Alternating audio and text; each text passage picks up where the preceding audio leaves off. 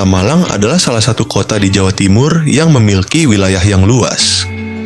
Selain wilayahnya yang luas, Kota Malang juga memiliki keberagaman yang tak kalah banyak. Mulai dari keragaman suku, keragaman gaya bahasa, dan keragaman agama serta kepercayaan.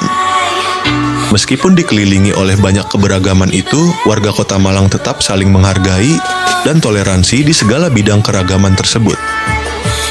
Sebagai contoh toleransi pada bidang agama dapat dilihat dari penggunaan pelataran Gereja Katolik Hati Kudus Yesus Kayu Tangan yang digunakan oleh jamaah muslim di sekitar wilayah tersebut untuk melakukan sholat Idul Fitri. Pada video ini, kami berkesempatan untuk mewawancarai frater dari Gereja Kayu Tangan, Takmir Masjid Jami, serta orang muda Katolik dari Gereja Ijen untuk membahas fenomena tersebut. Halo semuanya, dengan saya Ana di sini. Saya di sini dengan Frater Nando Karam.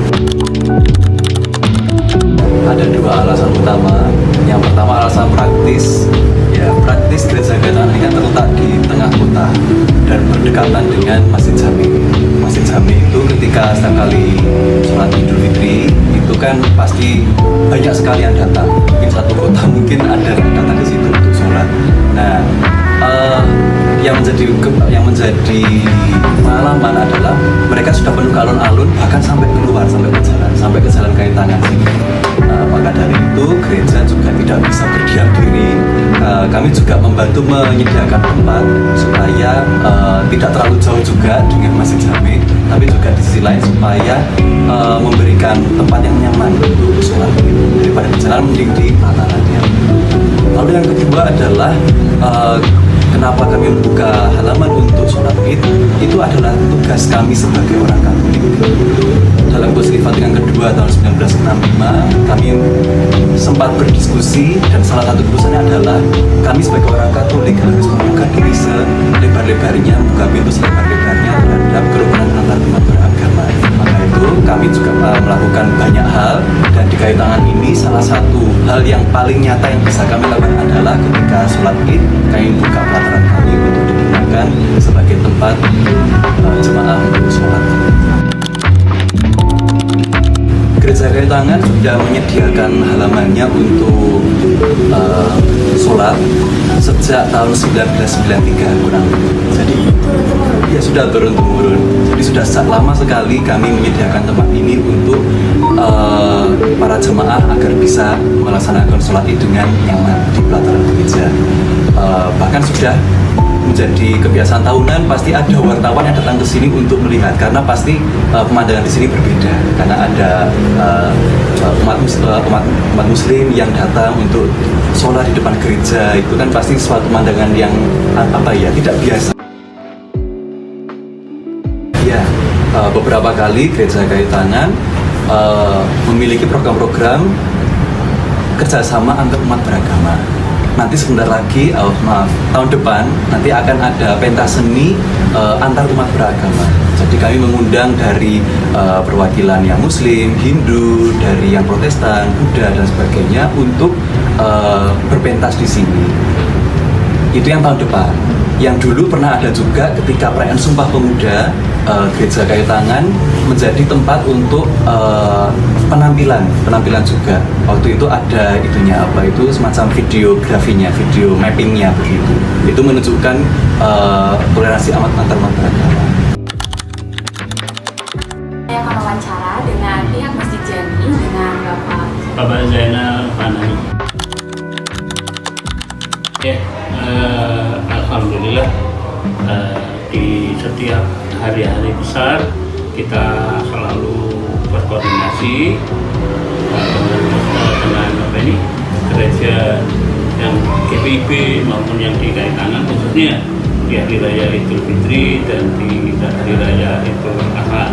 Mengenai akhir-akhir ini, karena mungkin jamaahnya membludak, pihak gereja Katolik berinisiatif untuk membuka, dan akhirnya kami sangat-sangat berterima kasih sedalam-dalamnya, karena menunjukkan bahwa kita tidak ada masalah, kedua ada sikap saling menghargai, saling toleransi. Kalau secara keagamaan ritualnya kita tidak pernah, karena memang ada garis ya, ada garis ritualnya. Tetapi ada sosial. Kita pernah pada waktu hari ulang tahunnya gereja sana, mengundang pemuda di sini untuk ikut berpartisipasi di dalam hal kegiatan sosial mereka, yaitu membersihkan dan pengecatan alun-alun. Waktu itu masih belum ada, jadi orang-orang umum bebas untuk melaksanakan. Ini kok kurang bersih, dibersihkan. Ini kok kurang catnya kurang. Kita berkolaborasi dengan gereja itu untuk membersihkan. Untuk masyarakat Malang khususnya yang umumnya sudah viral gitu ya, bahkan memuji penilaian positif tentang keadaan tersebut, dan khususnya warga Malang akan istilahnya itu sebetulnya tagline Malang Boys gitu ya, karena boys-boysnya itu adalah tidak ada sekat antara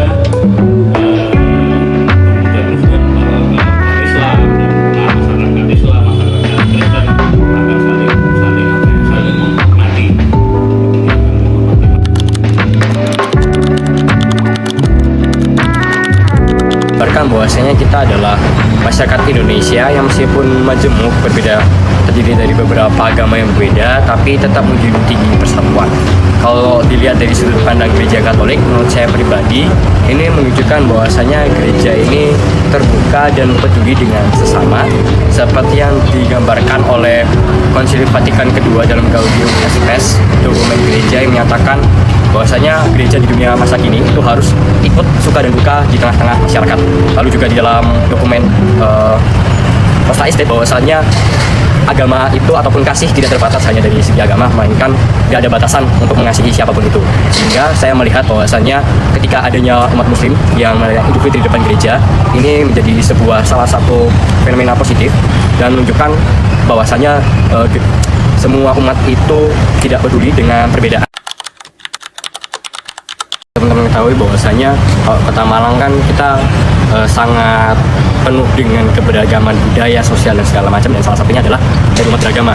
Karena dari Kota Malang ini cukup banyak sekali perbedaan agama yang ada, dan harapannya saya pribadi adalah semoga dengan adanya perbedaan ini, kita sebagai anak muda itu tidak melihatnya sebagai sebuah ancaman, tapi sebagai sebuah peluang untuk bertumbuh dalam kemanusiaan dan dalam persaudaraan. Karena seperti prinsip negara kita, Bhinneka Tunggal Ika, meskipun berbeda tapi kita harus tetap satu tujuan. Karena saya juga merasa dengan adanya perbedaan ini, kita bisa saling menguatkan satu sama lain, bukannya malah saling menjatuhkan. Sehingga harapan saya, kita bisa senantiasa mendorong tinggi semangat dialogis dan kolaboratif antar umat beragama di Kota Malang, sehingga kita bisa bersama-sama tumbuh menjadi negara yang maju dan berkembang.